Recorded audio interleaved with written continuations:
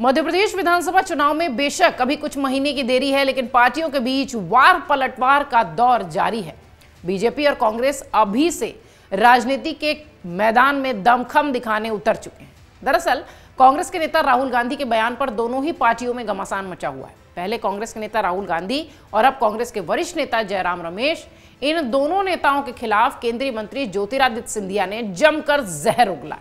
वो लगातार राहुल गांधी पर निशाना साध रहे हैं, वो सीधे उन पर आरोपों की बौछार कर रहे हैं। ऐसे में सवाल ये उठने लगा है कि क्या राहुल के खिलाफ अचानक ज्योतिरादित्य सिंधिया इतने एक्टिव हो गए हैं? क्या कोई बीजेपी का चुनावी प्लान है? क्या है पूरा मामला? इन सारे सवालों के जवाब आपको मिलेंगे इस रिपोर्ट में, क्योंकि हमने राजनीतिक विशेषज्ञों से बात करके यह रिपोर्ट तैयार की है। विशेषज्ञों के मुताबिक ज्योतिरादित्य सिंधिया को भारतीय जनता पार्टी के केंद्रीय नेतृत्व की तरफ से ऐसा करने के लिए कहा गया होगा। वहीं कुछ लोगों का यह भी कहना है कि मध्य प्रदेश विधानसभा चुनाव से ठीक पहले ज्योतिरादित्य सिंधिया को चुनावी मंच पर एक्टिव करने की रणनीति है। दरअसल इस वर्ष के अंत में मध्य प्रदेश में चुनाव होने और इसी चुनावी घमासान में सीधी लड़ाई ज्योतिरादित्य सिंधिया और कांग्रेस के नेता और सूबे के पूर्व मुख्यमंत्री दिग्विजय सिंह के बीच मानी जा रही है। कांग्रेस में रहते हुए दोनों नेताओं के बीच तनातनी थी। कहा यह भी जाता है कि दिग्विजय सिंह की वजह से ज्योतिरादित्य सिंधिया कांग्रेस से खुद को अलग करने के लिए आए। भारतीय जनता पार्टी का दामन थामने में ज्योतिरादित्य सिंधिया ने जो कदम उठाया, माना जाता है कि दिग्विजय सिंह उसमें बहुत बड़े रोल प्ले करते हैं।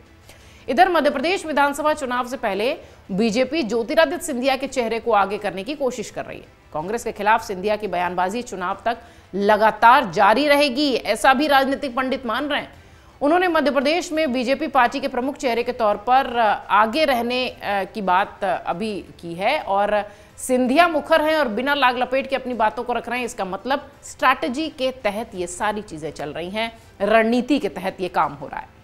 लोगों के बीच उतरकर उनकी समस्याओं को जानना और उनके बीच खुद को दिखाने की क्षमता उन्हें और मजबूत बनाती है। ऐसे में इस बात की भी संभावना जताई जा रही है कि पूरा चुनाव सिंधिया के इर्द गिर्द करवाया जाए और जीत मिलने पर उन्हें सूबे का मुख्यमंत्री बना दिया जाए। इसके साथ ही मुख्यमंत्री शिवराज सिंह चौहान को केंद्रीय कैबिनेट में शामिल कर लिया जाए।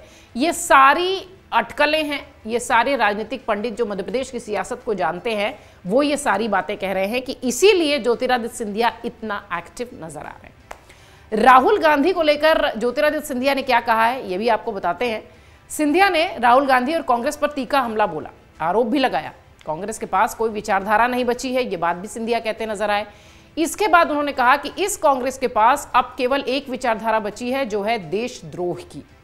एक विचारधारा जो है देश के खिलाफ काम करती है। उन्होंने मानहानि के एक मामले में दोषी ठहराए जाने के बाद पार्टी द्वारा राहुल गांधी को खास तरह की सुविधा देने के लिए भी निशाना साधा।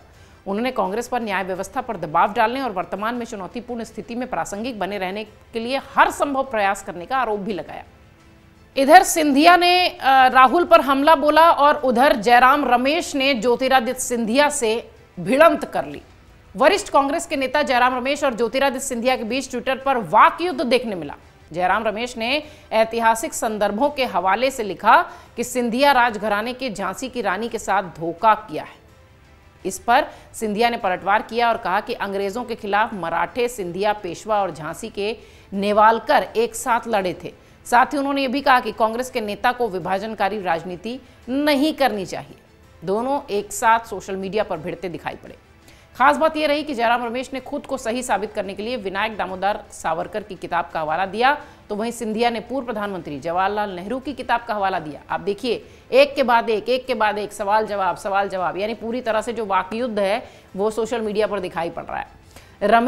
जयराम रमेश ने सुभद्रा कुमारी चौहान की कविता के अंश को ट्वीट किया कि अंग्रेजों के मित्र सिंधिया ने छोड़ी राजधानी थी, बुंदेले हर बोलों के मुंह हमने सुनी कहानी थी, खूब लड़ी मर्दानी वो तो झांसी वाली रानी थी।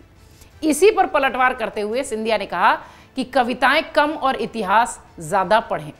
जवाहरलाल नेहरू की किताब ग्लिम्पसेस ऑफ वर्ल्ड हिस्ट्री में कहा गया है, इस प्रकार उन्होंने दिल्ली साम्राज्य को जीता, मराठा ब्रिटिश वर्चस्व को चुनौती देने के लिए बने रहे हैं, लेकिन मराठा शक्ति ग्वालियर के महादजी सिंधिया की मृत्यु के बाद टुकड़े टुकड़े हो गए। ये उन्होंने पुस्तक का संदर्भ दिया।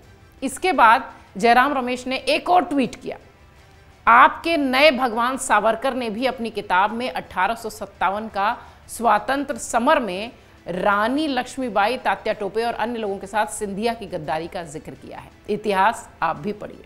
आप देखिए, चुनावी मौसम है तो किस तरीके से वार पलटवार सोशल मीडिया पर भी हो रहा है। जबरदस्त तरीके से जयराम रमेश और सिंधिया सोशल मीडिया पर भिड़ते दिखाई पड़ रहे हैं।